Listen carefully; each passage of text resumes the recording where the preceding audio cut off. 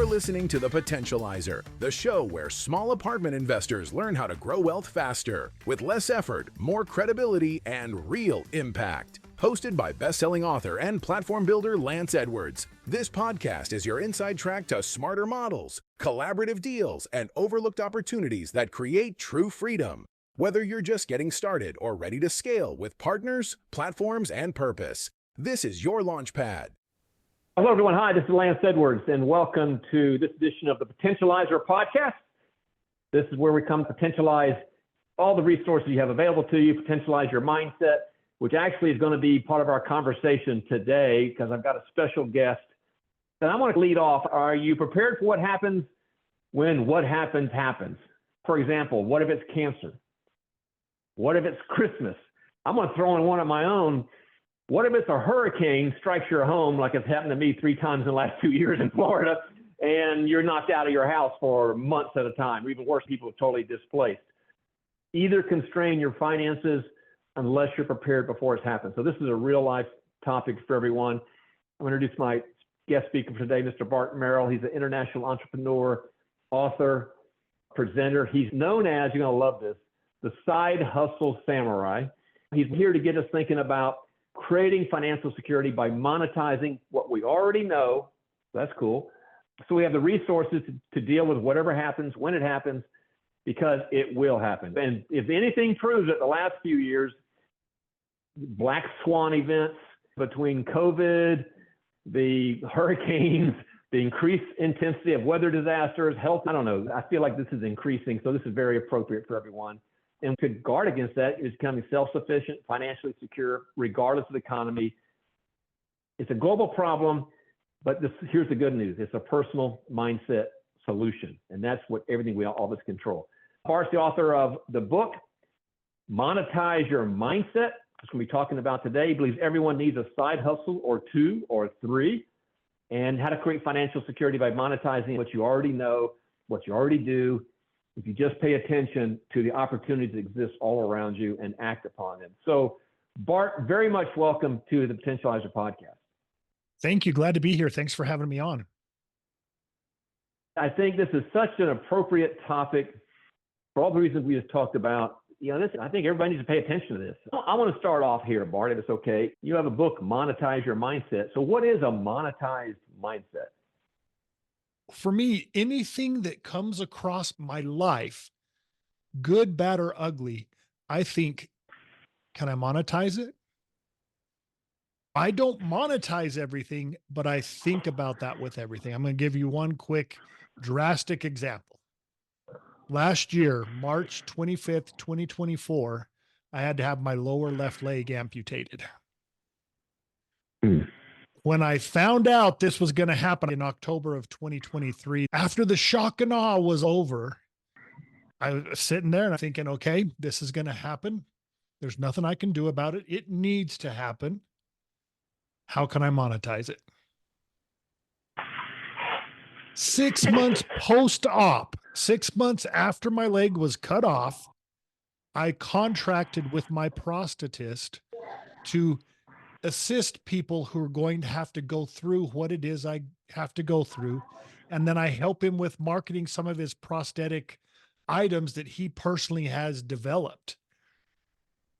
And so within 6 months, I have monetized getting my leg cut off. Now, I won't suggest anybody else go do that. When life gives you lemons, make lemonade. Well, if you're going to make lemonade, build a lemonade stand and sell the stuff. And so that's part of the thinking. Anything, good, bad, or ugly, that comes across my desk, I always think, can I monetize it? I love that example. I love what you did with that. And it very much fits with us because this is the Potentializer Podcast where we get the full potential out of every opportunity. Great example. It's not just with bad things. I ask 3 questions. What do you like to do? What do you need to do? What are you already doing? Can you monetize 1, 2, or 3 of those things? Because time is finite. We don't have a whole lot of time during the day. We're busy. So what about monetizing the stuff that you're already doing? One that goes right along with what you do. I bought my first house right out of college. I took the best room, the room that I wanted, and I rented out the other ones and paid my mortgage and then some. Then when I got married, we lived upstairs. We rented out the basement. When I moved to my new house, I looked for a house with an accessory apartment so that I could rent out a portion of my house. I have never owned a home where at least half my mortgage wasn't paid by someone else. Beautiful. All right. So let's drill down, because that opens up a lot of doors for me. That opens a lot of doors. And how were you born with this mindset, Bart, or do you have to develop this mindset? How'd you get to this point? I grew up with a good dad. My dad was a pig farmer, but he wasn't just a pig farmer. He was a businessman. And he always had his hands in multiple streams of income. They were all in the agricultural industry, which is what he loved. He was part owner in a dairy in Idaho. We lived in southern New Mexico, right on the border of Mexico. And he had his hand in a mushroom warehouse in Utah. Part owner in a produce warehouse in Phoenix, Arizona. It's where Diamondback Stadium now stands. When Diamondback Stadium wanted that property, he made a good chunk of change. And so he did that, and he never set me down and talked to me about the birds and the bees of business. All he did was lead by example, and then when I had a desire to do things, he encouraged me. My first side hustle, I started when I was 15. I bought my first stereo when I was 11 years old. I loved to listen to music. I worked all summer on the pig farm to buy this all-in-one Sanyo system. It was $285. It had a cassette deck over here. What do you think was on the other side? It was an 8-track player. That was my first stereo. Little did I know, I just bought myself a liability, because every time we went to town, I had to buy the new tunes. And as a 11-year-old kid, that was pretty spendy. When I got my driver's license at age 15, I became a mobile disco person. I called myself Illusion. I was 15 years old in a small farming community. Nobody was hiring 15-year-old DJs. So I had to create my own opportunity. On Friday nights, when there was a football game, a basketball game, or nothing to do, I would rent the community center. I hired an off-duty cop for security. Mom and dad took money at the door. I spun records. Everybody danced, had a great time. It was great. I mean, $500, $600 a night for a young kid was really good. Wow. And it took 4 hours. And I did that through college. My dad not only showed me the way by his example, when I had ideas, he encouraged me. What a fortunate family situation you had. And then I was kind of forced into it.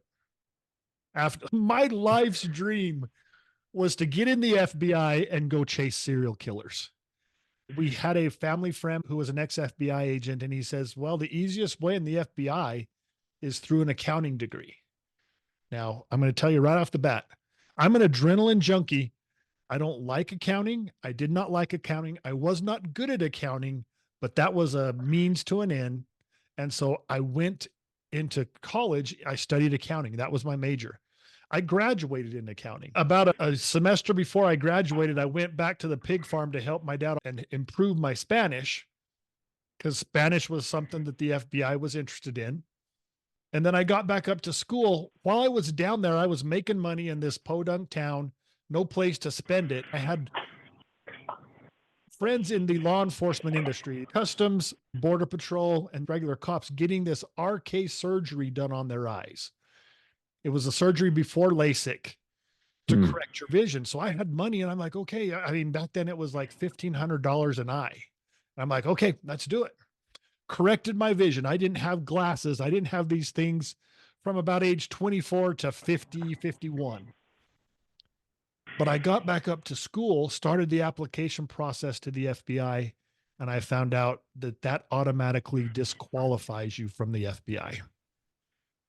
because it was considered experimental, and the FBI didn't want to put tons of money into training you and then have you go blind.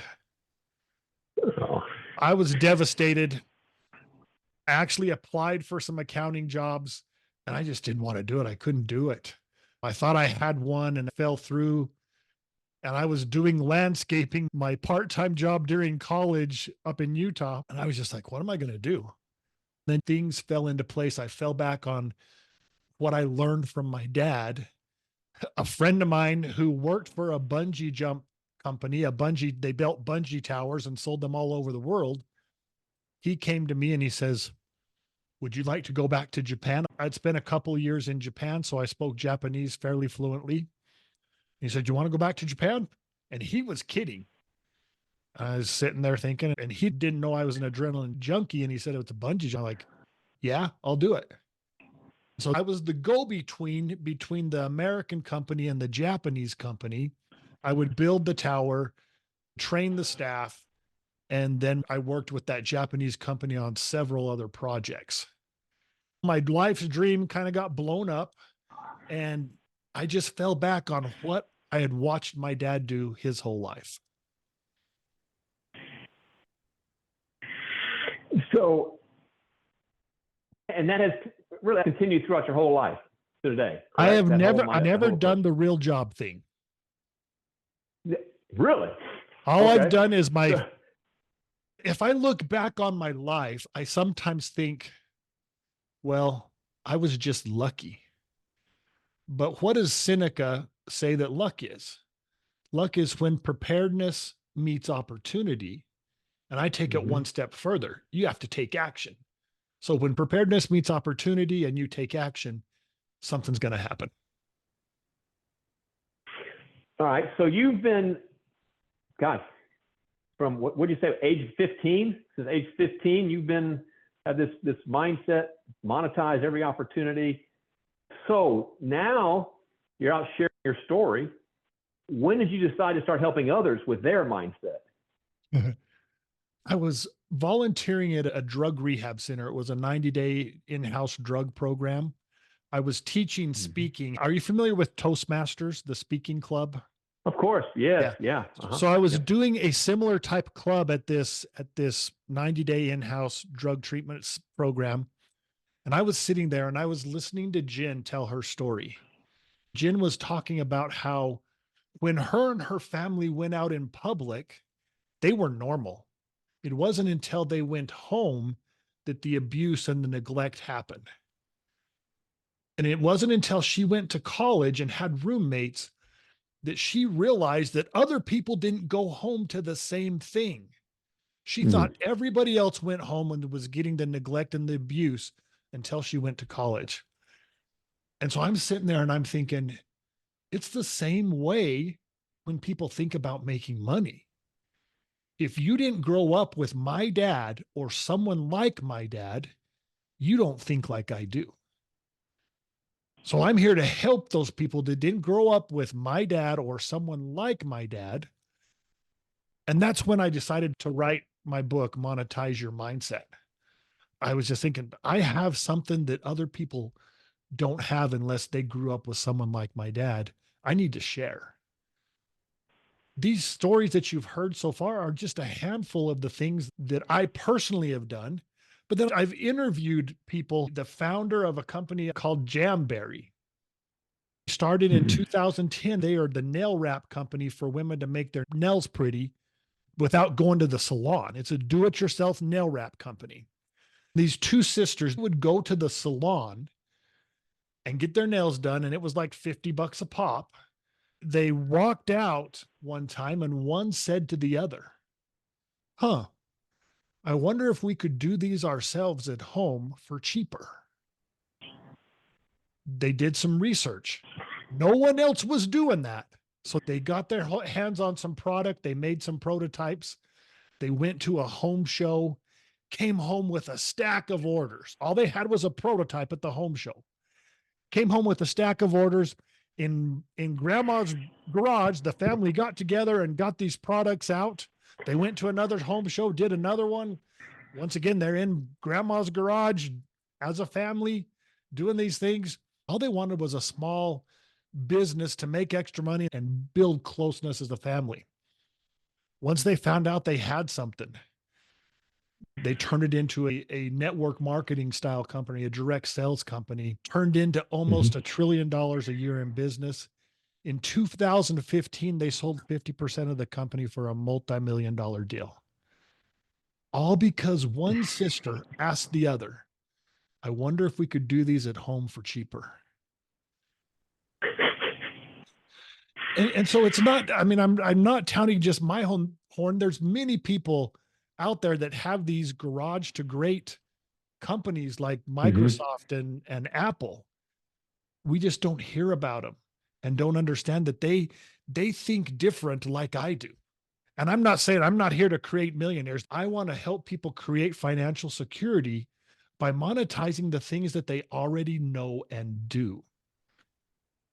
So that when life happens, like you talked about, and like I know, as terrifying as getting my leg cut off was, second to the fear of the pain and how's this all going to happen was, can I afford this? How long am I going to be off my feet? When life happens, you have the worry about what's happening, but right up there close to the top is the worry about money. If you can create that cushion, that breathing room by having side hustles, stuff that you're already doing, there's not a learning curve because you're already doing it. I'm here to help people to start thinking about that. That's the part I really love. So let's take it from there, Bart. So you're helping others, fabulous way, important way. How do you help others get a monetized mindset? How do you do that?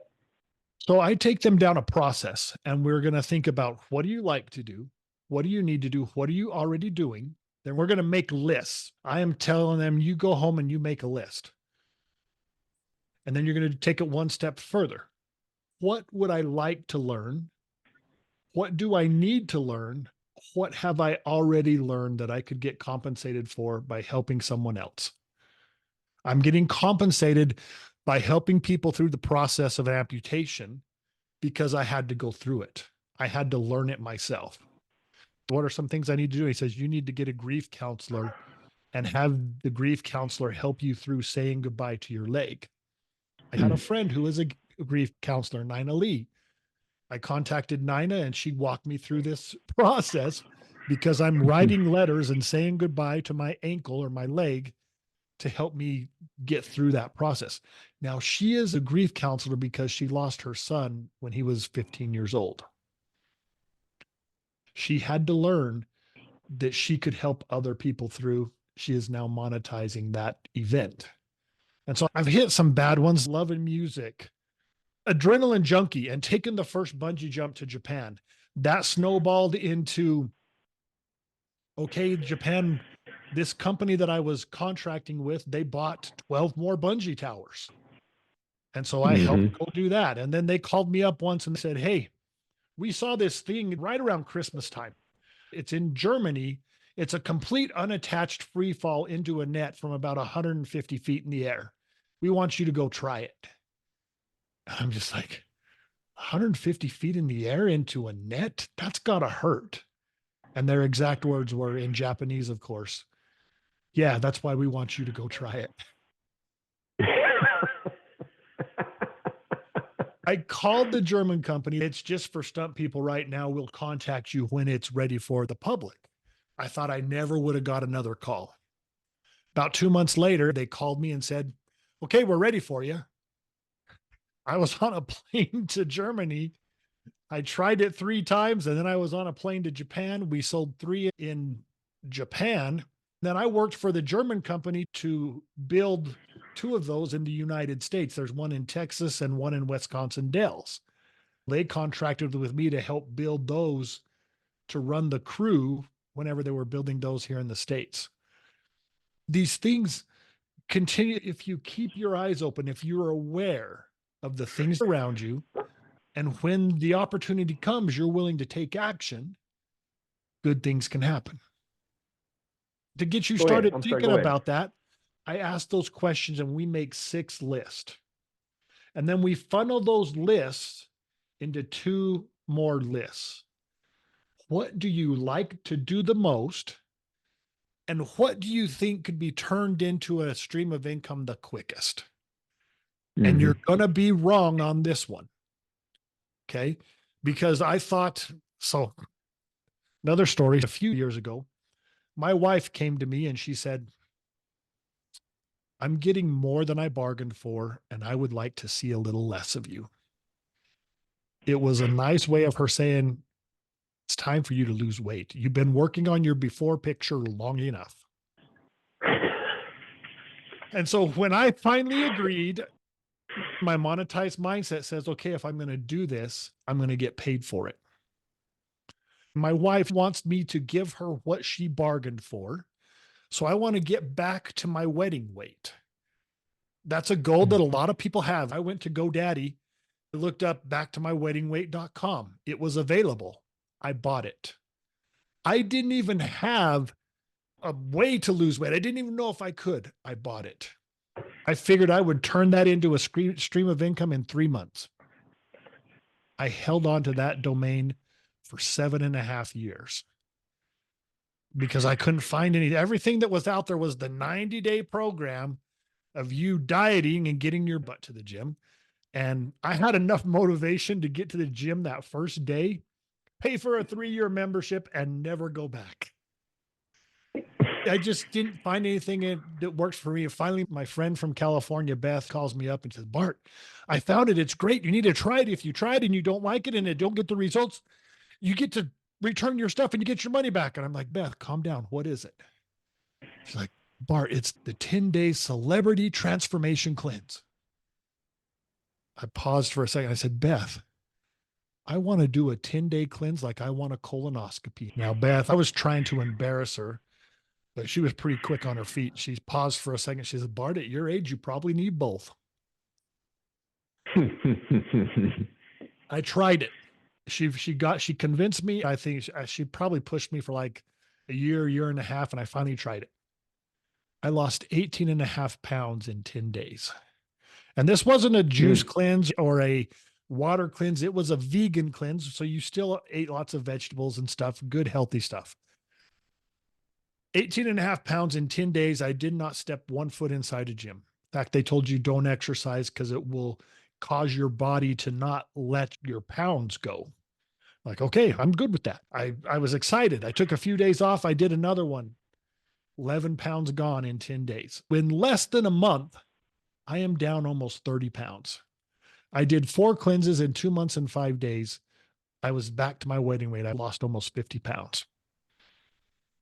Now, it's not about the program. What it is I turned back to my weddingweight.com into an income stream. I am making $50, $60, $1,000 a month, $50, $60 to $1,000 a month, depending on how many people want to buy the product I'm an affiliate for, off of doing something I wasn't excited about doing. I just try and get people to think like that. So it seems to me that your big part of what you're talking about is just being open to the possibilities. I think being aware and that just even having the brain search for these opportunities. So what causes people to not do it? What causes people to not even get started or to hesitate? They don't realize what they have. So it's getting those ideas. And so the giveaway I have for you is a memory jogger. It's 25 successful side hustle ideas for 2025. Your listeners their side hustle may not be on that list, but they can go through the list and it's going to start to get their juices flowing. And they're going to start to think, well, what if I kind of just did this? And it'll get them to think, and then they'll need to make their list. Like I said, make those 6 lists, then you're refining them. And the reason I told the weight loss story is because I thought that I would be able to turn weight loss into a side hustle within 3 months. It took me 7.5 years. I didn't think bungee jump was on my radar. But whenever the idea came, I thought it was going to be 6, 8 months, maybe next year that I'm in Japan. 3 months later, I am in Japan, literally assisting, we won't say pushing, assisting little Japanese people off the top of an 8-story bungee tower. And so I was wrong. You're going to be wrong, and that's okay. It's trial and error. You try something, if it doesn't work or if it takes longer, that's okay. But you have these lists. Once you get these lists put together and they bubble up, now you have a handful of ideas that you can try. And then I help people, once they get their ideas, we take that idea, we put it on the road to get it to a stream of income. I may not have all the answers. I'm not a Google guy, but I have a good Google guy and I can point you in the right direction. I'm not a Facebook ads guy, but I can point you in the right direction. I was sitting with one of my clients the other day. We were talking about building this. He came to me and said, I want to build a water pump and I need to know how to start. Where do I start? I says, well, do you have the ability to build this pump yourself? He's like, yeah. Then you need to build the prototype and then we go find who's going to build it for you. I'm not the guy that's going to build that pump. I can't even build the prototype. I can't manufacture it, but I can find the guy who can help you with that. And so I don't know it all. I don't claim to know it all, but I know people or can get you in touch with the right people as you're going down that path of turning this into a stream of income. Let's make sure and give out people, you got a gift for everyone you just mentioned, 25 successful side hustles ideas for 2025, and give the URL out for that. How do they get their hands on that, Bart? So it's offer1, OFFER number 1, .bartmerrell.com, and Merrell is spelled MERRELL, like the boot or the shoe, and then /25 for 25. All right, so everyone, offer the number 1, bartmerrell.com/25 for 25. Of course, we'll put this on the show notes, the links there, so you guys can get it. But 25 successful side hustle ideas for 2025. Bart, going back to kind of drilling down into how people can embrace, what do you call it? This is a mindset, basically embrace this strategy, this mindset. What would you say is the number 1 pitfall that people need to look out for when they're starting a side hustle? Because, by the way, none of us taught this in school. And so it's like this is going against all of our programming. What's the number 1 thing they need to keep an eye out for? The number 1 thing is picking the wrong side hustle. Picking something that you're not excited about or that you're not knowledgeable enough about. If you went through this side hustle list of mine and you're picking because of money, obviously you want to make money, but this one I think I can make the most money at, but you don't have the desire to do the extra stuff you're going to have to do, you're going to fail. And so if you don't pick the right side hustle for your lifestyle, and that's one of the things about me that I am proud to say, I don't have an agenda for you.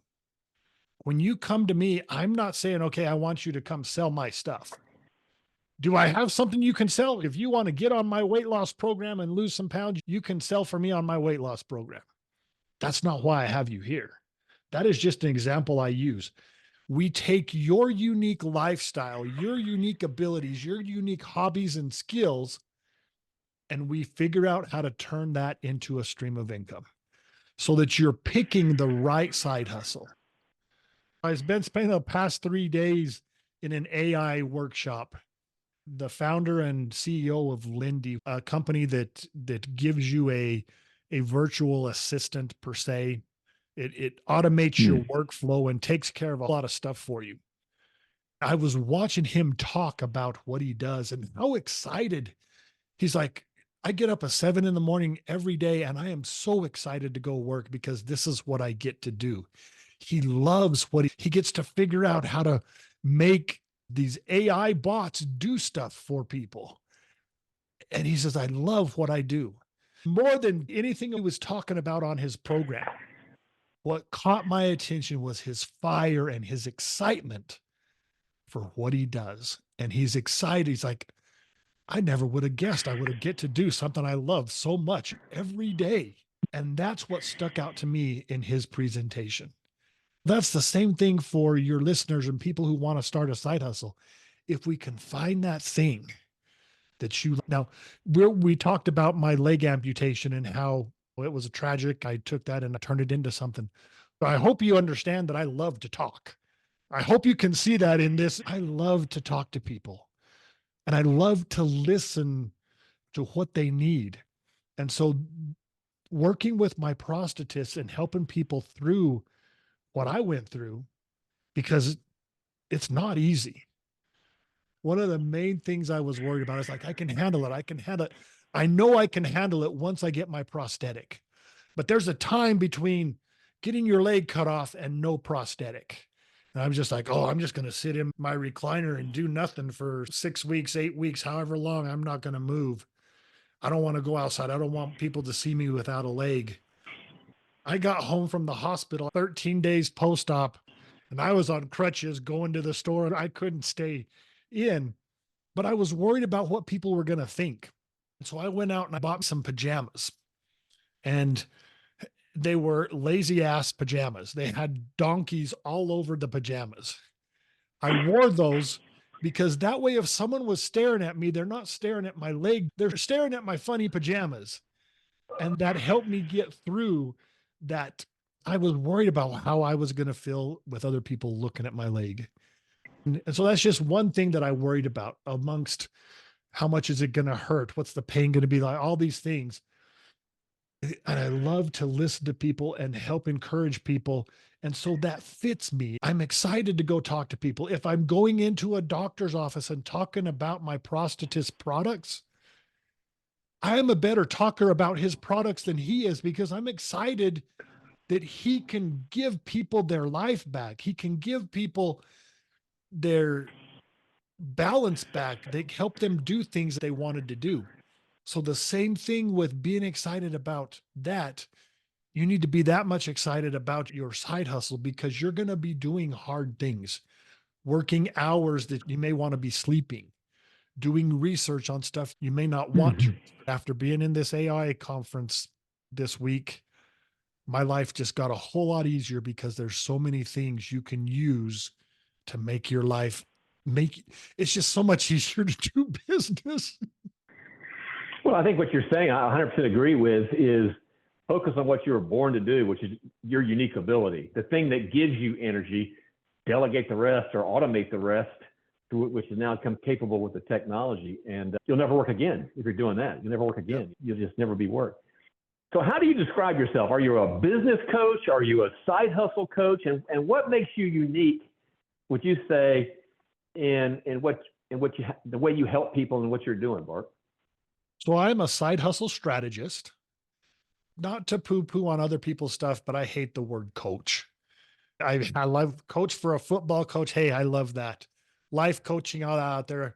There's so many coaches out there that haven't been through what it is that they're coaching. And so I didn't want to be a coach. And so I pulled out of the internet side hustle strategist, and we have a strategy call, not a coaching call. And what do I do? What sets me apart is, once again, I have no agenda. I don't want you to come on my team and sell my stuff. I am taking you through a process to find side hustles that are unique to you and your life experiences, good, bad, or ugly. Because people often overlook the stuff that they don't want to do. Losing a child, you don't want to lose a child, but if you did, you can help somebody that's going to be going through that. I didn't want to diet and weight loss. I just didn't want to diet and do the stuff. And so when I found something that worked for me, I was willing to share it. If I was going to do that, I'm going to get paid for it. And so don't overlook the stuff that you have to go through that life has given you. Because if you take that to the step of helping people go through that, you're going to get some fulfillment that is going to make that exciting for you as well. And so I have no agenda when I'm talking to you other than finding what side hustle is unique to you and your life experiences. Yes, I put together a list. That's just a memory jogger of what people are doing right now and being successful at it. That's to get your mind started thinking and get it going. Like I said, I don't know everything and I admit it. But if I don't know it, I can get you to a person who does. That's my unique selling ability. I've side hustled all my life. I've never done the real job thing. I don't know that I could do the real job thing. I suspect you're unemployable. Which is entrepreneurs. Basically, that's a classic entrepreneur. I think what I want to say to that comment about side hustle strategists and what you're helping people to do, if I can paraphrase, is help them identify their unique ability. I think it's at the core of what you're doing. Figuring that out by itself is empowering, because once each of us understand that, you'll never work again if you can design your income stream around that God-given capability. I think that's a huge gift you're giving people. Well, and it's not me. I just take them down a path to where they find it themselves. A school bus driver, she came to me and we went down this road of, what do you like to do? What do you need to do? We went through it. And she wanted to do a limousine party bus style thing where she would take people to concerts, jazz games, where they can go and have a party and have fun. And then they don't have to worry about driving and all that. She was working on that and she was excited about it. And then she fell asleep and woke up the next morning and calls me. I got it. If I have my own bus, I can give driving tests to people who are going after their CDLs. And she'd already done the homework. I didn't put that idea in her head. She came up with that in her sleep because we got her juices flowing. She's like, all I had to do is take a test. It's like $400 and I don't even have to advertise because the DMV does it for me. They make a list of all the people that do the driving test. They hand that to everybody that comes in and takes their written CDL.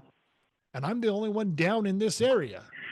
She was excited that she found this new income stream. And I didn't find it for her. She did it. And that's all I do. I have a psychologist friend of mine, and he says, all I do is point out the obvious to people. I help people start to think, and it's obvious to them once they see it, but they just have a hard time seeing it. That's the key part. Don't discount it, because we're all blind to it. We discount it. Even if so a lot of times we discount it. That's what you're unique to this. I think that's huge in what you're doing is people not only recognizing it, but placing the value on it so they realize how they can really reshape their lives. This is outstanding. So how do they get a hold of you? Is the best way to do it through this great gift you're giving away? How do people avail themselves of you, Bart? What's the best way?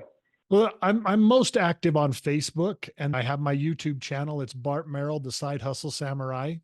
I just started it about 6 weeks ago, and I'm just giving people different steps, answering questions. One of the questions I had was, do I need to pay taxes on my side hustle? Yes, you do. Unless you want to visit from the popo, you better pay your taxes. You can find me there. If you get that gift, you'll get on my email list. I'll be sending out newsletters once a week. I'll be doing events, both live, like virtual live, and then also an event next month in Utah. It's an Identify Your Ideal Side Hustle workshop. When I go to events, there is so much fluff. And so on my registration page, I put on there, this is not a get in touch with your feelings event. Bring your laptop. We're doing research. We're making lists. We're rolling up our sleeves and getting to work. When you leave the workshop, you will have a handful of ideas that you're going to try, and you'll have a path to get started down to turning those into a stream of income. And so I am so about not, I understand the need for doing stuff to get your mental status up. I call it fluff or woo-woo. I understand the need for that. But if I'm going to a Identify Your Ideal Side Hustle workshop, I don't want to spend, that's not what you're there for. I want you to leave with the action already started. So you're already down that path. You already got the momentum going, and now you just got to keep going. And so that's what that event's about. I am a big proponent of personal development and stuff like that. Don't get me wrong. It's just, this is not that event. All right, everyone. So a couple ways that Bart's given here for you can get connect with this man right here. And I want to encourage that. So understanding your unique ability is huge. Whatever you're going to do. He's given one of them is 25 successful side hustle ideas for 2025. I love that title, by the way. 25 successful side hustle ideas for 2025. Here's the URL, and I promise I'll put this on the show notes. Offer number one, Bart Merrell, MERRELL.com/25 for 25. Put it on the show notes. And we have the YouTube channel. Help him out. Go there, subscribe to it, help him build up his audience. And Bart, make sure I say this right. Bart Merrell, the Side Hustle Samurai. Is that what they're searching for? Yes, exactly. Right. Bart Merrell, the Side Hustle Samurai. Get plugged into his YouTube channel, subscribe, follow it, do all those things to help him build what he's doing. He's doing a great thing here. Bart, this has been fantastic. I really applaud what you're doing and your story, and the mindset is so critical for everything that you're doing. You have any final words, final bits of wisdom you want to share in addition to everything you've been doing for us here today? My dad, even in death, taught me a huge story. Have you heard the story Acres of Diamonds? So for those who haven't, it's an old story and it's a true story. It's about a Persian farmer. His name was Ali Effendi. He sold his farm and he went in search of diamonds. He never found his riches. He died broke, alone in a foreign land.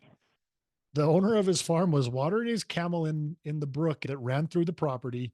He saw this rock, picked it up. It was diamonds, literally acres of diamonds in what was Ali Effendi's backyard. My dad, my family, I should say, we have a similar story. Instead of acres of diamonds, it's acres of pig poop. So dad was a pig farmer. I grew up in this small town in southern New Mexico. There were more pigs than people in my town. At any one time on our farm, we probably had somewhere around 19,000 pigs. We had 2,000 sows. Do you know what a sow is? Of course, female pig, yeah. Yeah, for those who don't, it's a mama pig. And a mama pig can give birth 2.5 times a year. On our farm, we averaged 9.97 pigs per litter. If you do the math, that equals a lot of pig poop. We had 3 man-made settling ponds that we would divert the stuff into. 1 year over here, the next year here, the next year here. And so we would just rotate them every year. Well, Dad, he decided in his mid-60s it was time to shut down the pig operation. He was going to go in search of his next acres of diamonds, his next big opportunity. He died at age 81. He never found his riches. He never found his next big opportunity.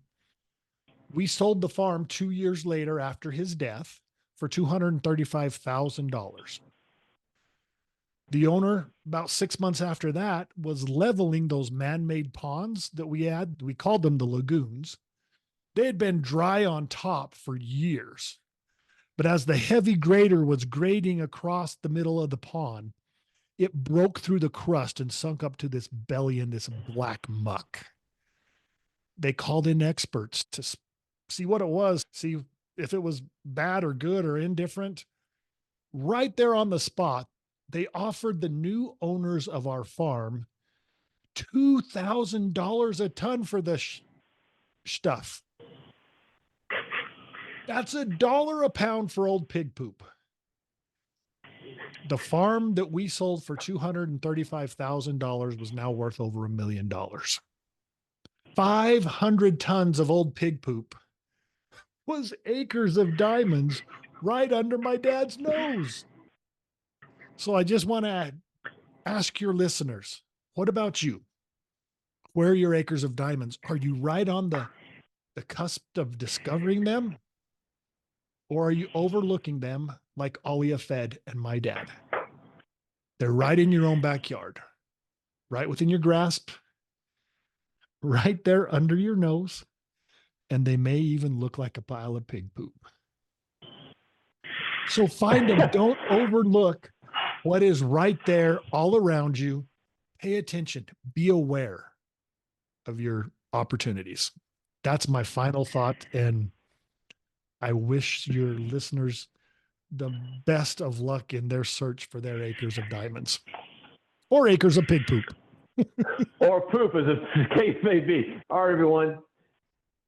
get plugged in with this gentleman right here. A couple of ways you can do it. Go to his YouTube channel, Bart Merrell, the Side Hustle Samurai.